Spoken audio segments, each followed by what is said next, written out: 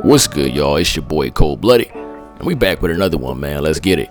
So I thought about doing a little intro video and just breaking down the fighter traits before I got into this little fun fight here. But you know, I could just break all that down while the fight actually takes place. So off the rip, I wanted to do an Amir Khan showcase because he has like a lot of really good stuff that I enjoy doing with him. Because he has the punches and bunches trait. I try to get real active with him with the combinations and mix up the rhythm and mix up the angles we throw those combos as much as possible. The problem was I came across a Bud player who you'll see off the first minute was getting some nice little counter windows, was slippery, was using a step back, and I'm like, okay, I might not be able to do what I intended on doing in this fight. For a lot of different reasons. So obviously I got Khan. He's got the passive default where he's 5% more likely to get dazed. Bud has the sting like a bee ×2. So he does 20% extra damage on counter. So if you look at my health right there, I just got countered. And look, my body health dropped really freaking low off of one counter. So really, you don't want to get touched by Bud on counter punches with Khan.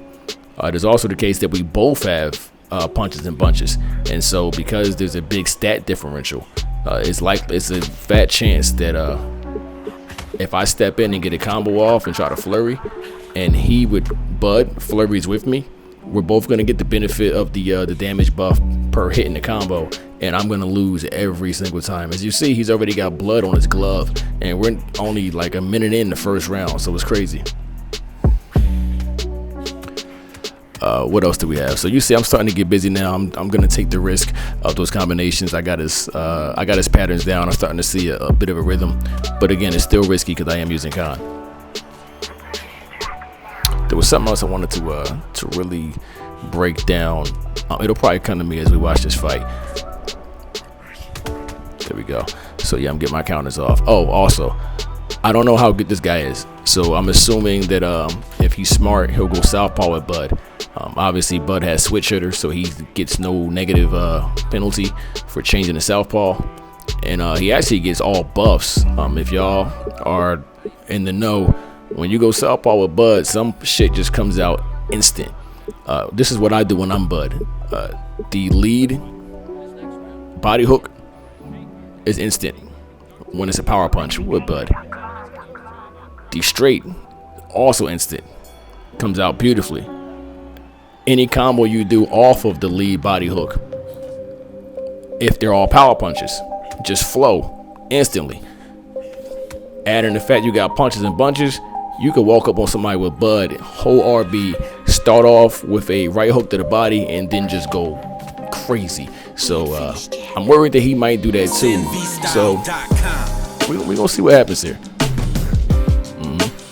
So off the rip, you'll notice Croft is, I am too. We're both heavily utilizing that lean back.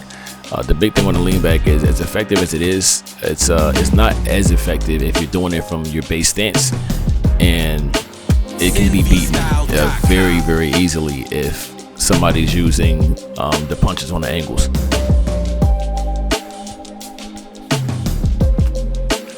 So you see, he's heavy on the 1-2. He thinks the 2 is gonna beat my lean back. It's actually not. I'm actually doing this wrong because he's so active, but generally it's actually better if you lean forward first and then pull back. As I explained in a video a year ago, you can get 3 stages to your lean back. 2 stages to your lean back if you lean forward first. Your punches are going to track where your head was when you were leaning forward. Then you have the base stance when you just let go of the lean, and then you have the actual lean back. So it gives you 2 places to move your head as opposed to just one, if that makes sense.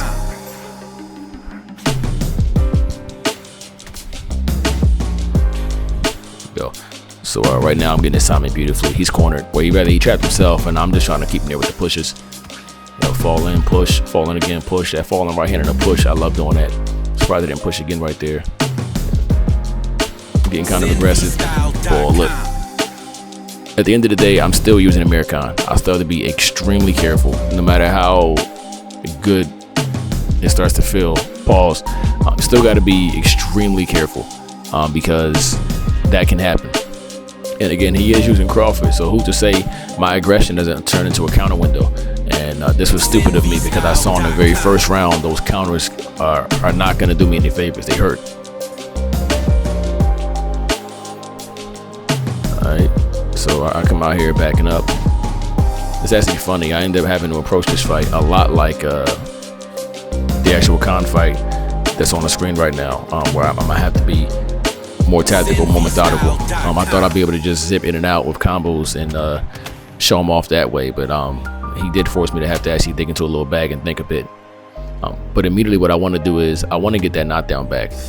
So I'm gonna try to bait him into possibly doing what he did and then returning the fire. So you see right there, I went for it. I wasn't able to slip the power punch, but I was able to slip that jab and then get my own power punch, much like he did me in the previous round, and get a flash from it.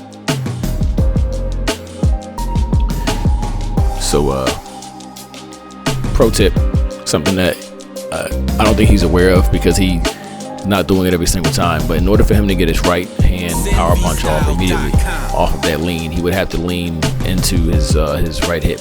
So he'd have to hold down on the stick a little bit. He's not doing that. He's only leaning back and then throwing a punch. And so it does telegraph a bit. Also, when it comes to those power punches, you can technically lean on those with your eyes closed. You don't have to see them. The telegraph in this game is actually not just the animation, it's the voice, it's the audio cue as well. You hear them make that breathing sound right before they let their hand go. So if you know what to look for with the audio, you'll hear that he's throwing a power punch, and you'll know to lean before it even gets out there.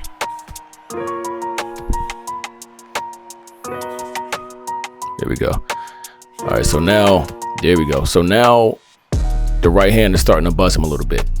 So I was mentioning there are stages to blood flow in this game. I have an idea that the cut on his eye might be pretty bad because there's blood on his trunks. Usually you'll see the cut, then you'll see blood on the cheek and chest, then you'll see blood on the torso and trunks, and it literally reactivates every round depending on whether or not you're able to keep touching that eye or wherever the cut is. Generally, if you have somebody cut and you see blood in the trunks, whatever the power punch is on that eye will stagger them pretty often. It doesn't have to be right bumper power punch. It could just be any punch that's considered a power punch. So I guess anything other than the jab. Good pullback one right there. And I'm just out just in time. Keep him whiffing. So the whiff in this game is a big psychological killer. Trying to see what's going on here before here we go. Oh, that's I shouldn't have got hit with that. I'm playing a dangerous game.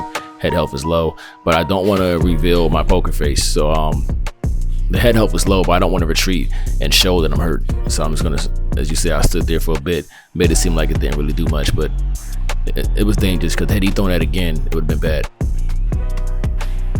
There we go. There we go. What's he gonna do? All right. So that looks like he's hurt to me. I know I landed a big overhand, and then he immediately goes back, and he's just kind of like hula hooping for no reason at all. It's actually the first time he's done that. He's trying to be proactive, likely because he was hurt in some capacity. I don't know if I realized it at the time, but looking at it now in retrospect, I probably should have put my foot in the gas just a little bit to see what could happen.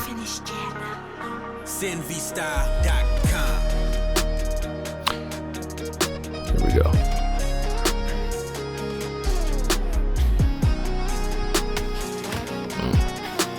So you see I'm pulling back on that hook and it's landing. Great round for your boy. I actually think that I won every round except the one I was knocked down on. But I was winning up until then. I think I'm doing really well in every round, despite the first minute of the fight looking like there could be some issues for your boy. The combinations are just flowing. I'm actually able to do now what I thought I was going to do with Khan. You see now the jab is starting to activate, and I'm starting to really work on that jab. As you see, the pullback is working beautifully on that hook, and I'm getting around that lean back really well. I'm surprised I haven't started wrapping around with a hook just yet. Usually that's something I do very early. He's fishing for counters and he's getting them. So I'm gonna slow that jab down. There we go. Beautiful. Oh, he's hurt. Now, you know, I don't really take advantage of that stun moment. You'll notice in all my fights, it's just not something I do. Just because it's like cheesy, those stuns are too long. Oftentimes there's desync, so on his screen he might be blocking and then just stuck. I just don't like taking advantage of that. It's kind of broken. Now this I will take advantage of, and this is completely broken. That constant push, only because there is ways to beat it, and I'll show you how to beat it. I think this fight I actually did it to him. Pause. I put him in a stun moment and took advantage of the workaround. And I'll show you guys exactly what that is. Hopefully this is the fight that happened in. And you see Connor's just fast, man. That 1-2-3 is just fucking beautiful. And there it is, yeah. So you're gonna see he's gonna push you back. I'm gonna wait till his hands go, and then I'm gonna do, yep. I waited, that time it didn't happen. So usually I'll let him push. I'll wait until the hands go again. There's like a global cooldown there where you can't push immediately, and then I'll lunge in with the straight. And that's just what I did there. After the first 2 times, I guess he caught on and realized he should probably wait before pushing again. And then I went ahead and just lunged in, got the hit, got the knockdown.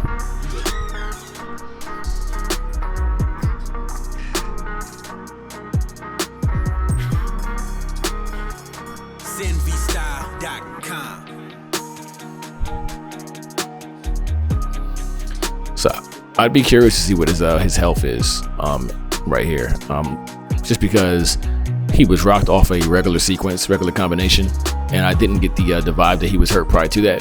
So I do get the impression I'm doing like really significant damage now. As you see there, landed the counter hook.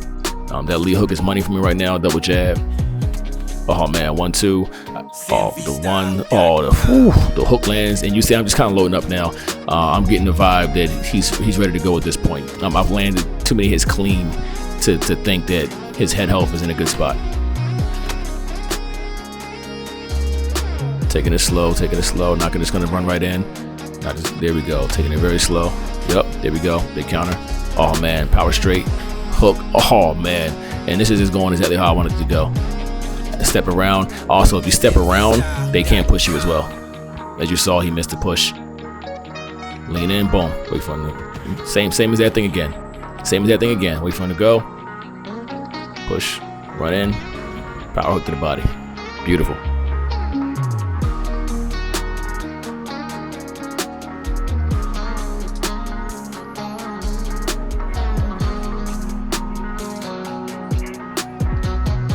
Oh, he's down. So nothing crazy, man. Just wanted to get the fight out there. As you see, he was kind of tricky at the start, but there's ways around it, man. Those directional punches, every angle matters, man. You get those angles on him, it really won't matter if he's leaning back or not. He's got to really focus on that manual block, or just pumping the right trigger and letting his block meter recover. Otherwise, he's gonna get hit. But I'll see y'all on the next one. I got Riddick Bowe for y'all next. Somebody asked for Bowe, somebody gonna get it.